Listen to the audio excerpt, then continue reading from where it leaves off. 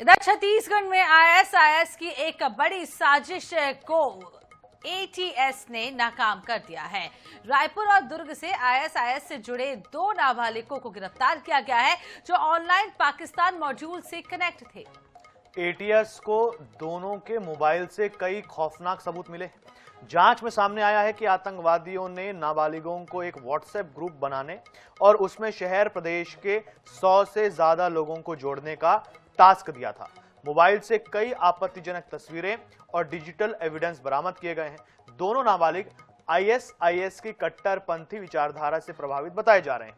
ATS ने इनके खिलाफ यूएपीए के तहत एफआईआर दर्ज कर ली है और कई लोगों को पूछताछ के लिए बुलाए जाने की तैयारी है। जांच एजेंसियां पूरे नेटवर्क की गहन जांच कर रही हैं। तो बड़ी खबर आपको बता रहे हैं राजधानी रायपुर से, जहां शहर प्रदेश के 100 से ज्यादा लोगों को इस व्हाट्सएप ग्रुप में जोड़ा गया था और बड़ा खुलासा यहां हुआ है। एटीएस छत्तीसगढ़ को, एंटी टेररिस्ट स्क्वाड छत्तीसगढ़ को एक बड़ी सफलता मिली है और इस सफलता में ये है कि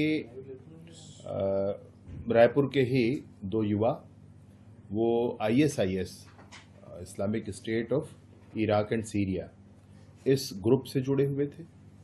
इस ग्रुप के लिए काम करने वाले जो पाकिस्तान के मॉड्यूल थे उस मॉड्यूल के डायरेक्शन में काम कर रहे थे और सोशल मीडिया पर एक्टिव थे।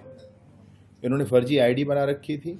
इंस्टाग्राम में खुद ही ये प्रभावित थे और अन्य लोगों को पूरी प्रभावित करने की कोशिश कर रहे थे। इसमें इनके पास काफ़ी जानकारी थी। पूरा का पूरा उपयोग सोशल मीडिया का, इंटरनेट का इसी नाम से किया करते थे। ऐसे 2 किशोर पकड़े गए हैं। अंततोगत्वा जब सब कुछ स्पष्ट हो गया कि इनकी गतिविधि इस तरह से है जो देश विरोधी है। तो हसन लगातार हमारे साथ बने हुए हैं, हसन से ज्यादा जानकारी ले लेते हैं। 100 से ज्यादा लोगों को हसन इस मोबाइल नंबर के थ्रू व्हाट्सएप ग्रुप में जोड़ा गया था। क्या कुछ प्लानिंग थी, किस तरीके से आगे की प्लानिंग की जाती थी, कुछ लोगों को फंसाने की कोशिश की जा रही थी, क्या कुछ पूरी डिटेल? बिल्कुल, देखिए एटीएस यानी कि एंटी टेररिस्ट स्क्वाड के द्वारा छत्तीसगढ़ में एक बड़ी कार्रवाई की गई है जिसमें रायपुर और दुर्ग के रहने वाले 2 नाबालिगों को गिरफ्तार किया गया है। एक की उम्र लगभग 16 और एक नाबालिग की उम्र लगभग 17 वर्ष जो है। ये दोनों लोग आईएसआईएस यानी कि Islamic state of Iraq and Syria से जुड़े हुए थे। आईएसआईएस आतंकी संगठन है जो देश भर के साथ साथ अलग अलग जो देश होते हैं वहां पर आतंकवादी गतिविधियों को अंजाम देता है। अब तक इस संगठन के द्वारा कई बम धमाके, कई आतंकी हमले जो है वो कराए जा चुके हैं। लगातार इस संगठन के द्वारा भारत में भी जो है वो सक्रियता देखने को मिल रही थी। भारत में हाल ही में दिल्ली में भी एक बड़ा ब्लास्ट जो है वो देखने को मिला था। तो ऐसे में अब कहीं ना कहीं एंटी टेररिस्ट स्क्वाड पूरे देश भर में एक्टिव मोड पर है।